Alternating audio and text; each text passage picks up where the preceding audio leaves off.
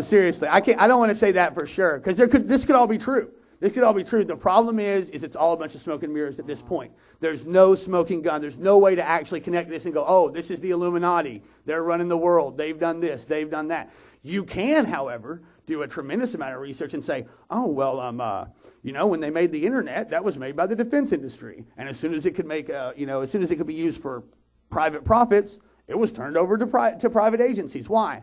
Who knows? We paid for it. My grandma paid for it. My mother paid for it. Those are things that are easily, you don't even have to work very hard to get, especially in the age of the internet where you have ZMag, Common Cause, Countercurrents, et cetera, all kinds of websites that'll just give you that information without going to the conspiracy side of it. But again, without actual knowledge, I can't say for sure whether they exist or not. And one final question to your pyramid scheme, of course. Okay.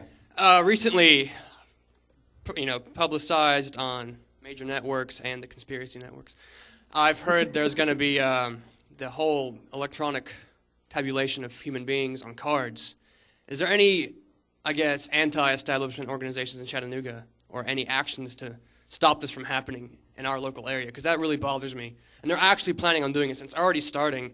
Everybody's going to have a name, their social security number implanted into their driver's license. And it's already been passed pretty soon that you won't even be able to fly, I think, within the country without having one in your card. Every action of yours, every bank transaction, everything is slowly becoming more and more controlled by these higher people. And I wanted to know, is there any organizations against this in Chattanooga that are actually going to try to make some action besides a bunch of guys running amok, like previously, getting nowhere? Don't ever sell a bunch of guys running amok short now, that's gotten a lot of things done. But I don't know of any organizations off the top of my head in Chattanooga, and that's one of the reasons why we came here to set up this event here, was to get people together to talk about those things. If that's something you feel strongly about, I suggest you start a group. I suggest you get out there and you say, this is what I think, this is bad. I suggest you hold meetings. I suggest you get with like-minded people. And especially because you're on a singular issue, you can build a coalition, which is a lot easier than building a political group. Because a coalition, you can get with people who you don't necessarily agree more than 20% on, but they agree on this one thing. So you can form, something that's bigger than just anarchist or socialist or capitalist or what have you, and build from that. Because there's lots of capitalists, there's lots of mainstream people who aren't interested in that level of spying. So that's what I would say to you as an anarchist. When it comes to direct action, you're worried about something, you change it. You're worried, I'll help you. We can't do it for you, but we'll be happy to help you. And if you're that worried about it, hey man, put your email address down. We got a piece of paper over there, a notebook for everybody to do it. I'll be happy to work with you on it. I don't live that far from here. I think this question, I would like to hear each of your individual responses to it, because you all represent, we have Nate for the government, Raymond for the church hierarchy, and Jared here was speaking on the media. I think there is a fourth institution that forms a series of checks and balances with the three that you have, and that would be the military. And in Argentina and Brazil that you referenced, their military is not nearly as worldwide or as involved in as many things as ours would be. And should you begin restructuring society, how would you deal with this amazing self-sufficient force that is completely 100% indoctrinated in the idea of power and hierarchy?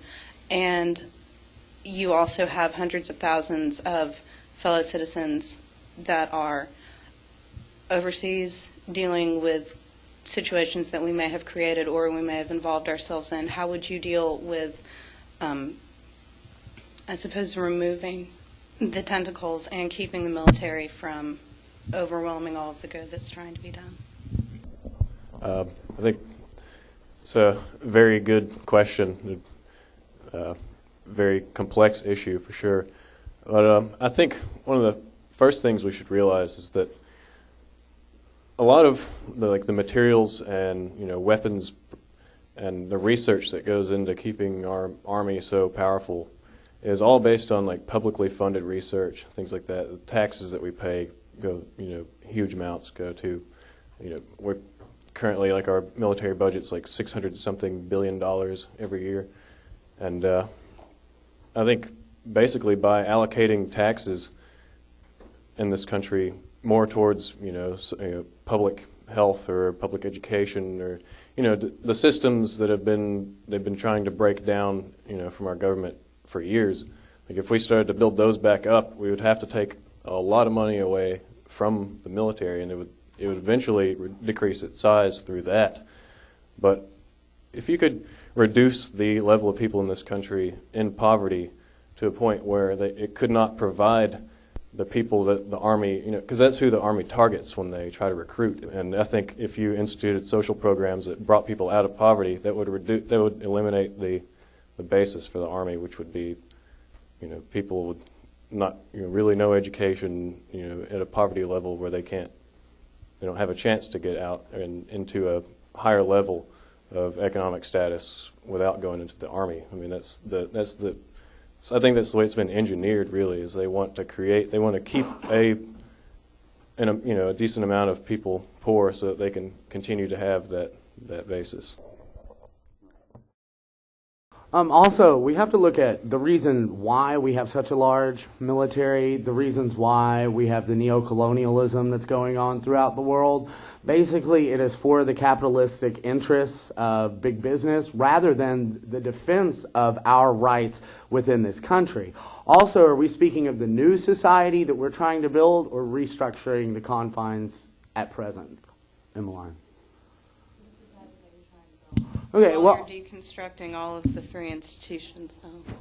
Okay, while we're deconstructing the institutions, like he was saying, we have to increase the level. We have to decrease poverty. We have to increase social policy, not just in our country. See, we have to get rid of the idea of borders to begin with. There are no borders across the world. Those were lines drawn on paper because people misunderstood one another.